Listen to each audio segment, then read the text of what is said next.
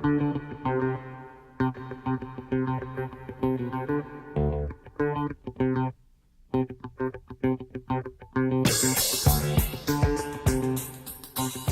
brings us to item D, amendment to the bylaws and policies presentation.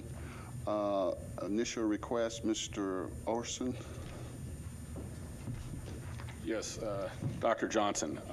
This is a proposal to amend policy JBCC. It's only for its first reading. This would address allowing school-based personnel to keep their children not only within the school in which they're teaching, but within the feeder pattern which they're teaching. This was the board policy until about 2011, or 10, 12, when the former board took away that opportunity for our schoolhouse personnel to keep their children within the feeder pattern.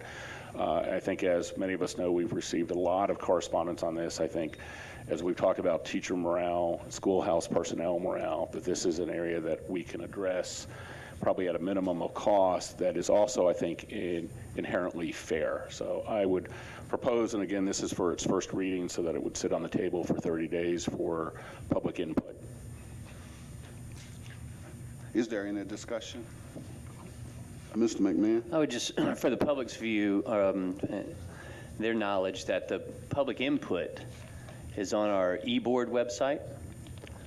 On the main page, you go to the DeKalb District's website, go to leadership, e-board, policies, meeting schedule, and it's right there on the right-hand side for everybody to add their input and community input so we can hear from the community. But I'm sure I've already heard from the community about this in a positive light, and this is long overdue. So thank you. Just want to point out that it's not there yet, that it will be within 24 hours. Right. Mr. Mayfield, did you have further discussion? Okay. Mr. Orson, your light is on. Oh, sorry. Oh, I'm sorry. Okay. Okay, so this item, we don't take a vote, and it will not go on the consent agenda. It will be for the first reading. So we all agree that it should be for first reading. Okay. Any opposition to that? Hearing none, it will be for on the agenda for the future. Reading for action, amendment of bylaws and policies, description code DKA. Mr. Orson. Well, this is the longest standing policy review. I will comment, any of those interested. Tomorrow was my birthday, and my goal was to have this done before my birthday, and it remains my goal. The proposed, Yeah, exactly. Yeah. I don't think I can make it that long.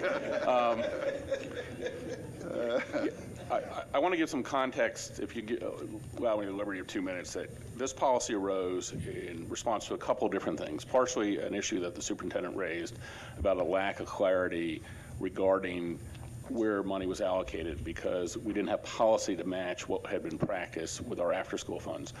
But there were other specific issues that predate this board also in terms of the management, not at a personal level, but in terms of the rules of the road pertaining to aftercare programs, some of which this policy addresses. For example, allowing the maintenance of both the aftercare program and after-school activities as separate entities, and there had been an interpretation by the previous office of the aftercare office that did not allow that. And in fact, certain programs like chess programs at a number of our schools went away as a consequence of that. The administration has presented to me some suggestions that they might want to see modification. I have expressed to them a willingness in our period between this meeting and our evening meeting to discuss them. I will say for the record that my position is, because this has had 11 months of stewing around and fermenting, that if we can find agreement, I hope we can, and we'll go in the spirit of trying to find common ground. But that the departure will be from the policy that is on the agenda and has been on the agenda now for, well, 2 months. And so I am willing, if that's okay with administration, we can find some time before the evening meeting, and we'll see if there's some areas. But my intention is to propose what's on the agenda. I think there's been plenty of time, other than today, finding some alternatives. But I'm happy because I want to make sure we have the right policy. So I don't want to stand on just, the principle that it's late, but we need to find some time between now and 7 o'clock. Is that fair? Is the board, and I want to make sure the board's comfortable with that, because I'm taking the liberty to say to the board, I'm asking that we delay into the evening meeting so that we can take one more kind of run at this. But darn it, I do not want this to be an April Fool's joke. This thing needs to be passed tonight.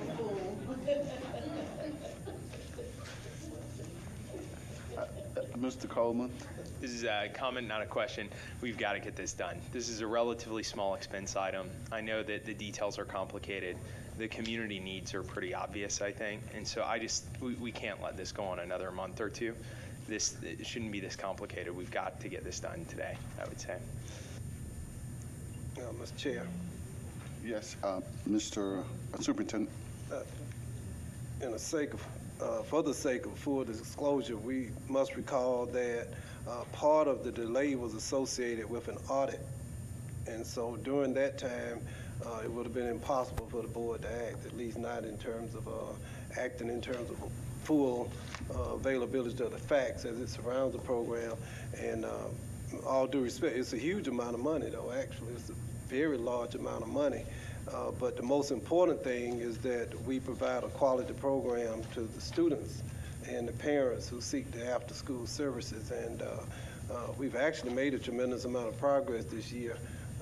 You all may recall that during this budget cycle, during last year, the administration actually discovered $6 million that was not previously known, at least not to the CFO anyway, the previous CFO.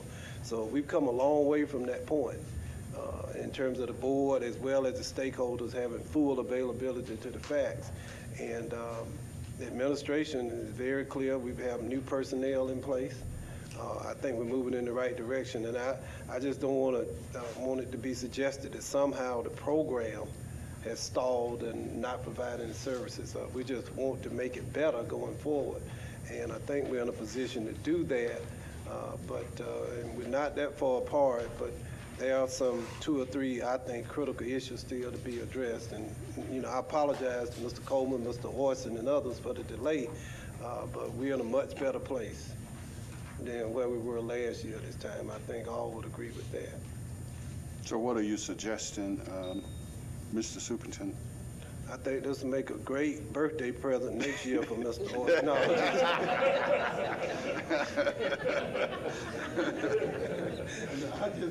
we'll work. We'll sit there and talk right after this meeting, Mr. Chairman. Okay. So are we saying, Mr. Orson and Mr. Superintendent, that we can delay this until this evening? Yeah, as an action item. Dr. Tinsley and Dr. Bell, Mr. Orson are the prize players in this. And I'm Okay. myself. Okay, well, it will be placed this afternoon as an action item. Are you saying you want a break, Margaret? Well, I'm requesting a break so that we'll have between now and the Committee of the Whole have a chance to review the legislative agenda that was presented. Yeah, Margaret, you won't kill me in public. At this time, so we can get right back into that, I would like, before we take the break, I would like to get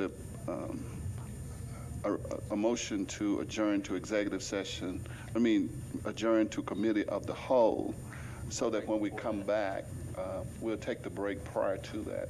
But right now, I would entertain a motion moved by Dr. Morley, second by Dr. Carter. Is there any discussion? Okay, we will, any opposition? All in favor, let me know by a show of hands. Okay, it's unanimous. When we come back, we will be in the Committee of the Whole. Thank you.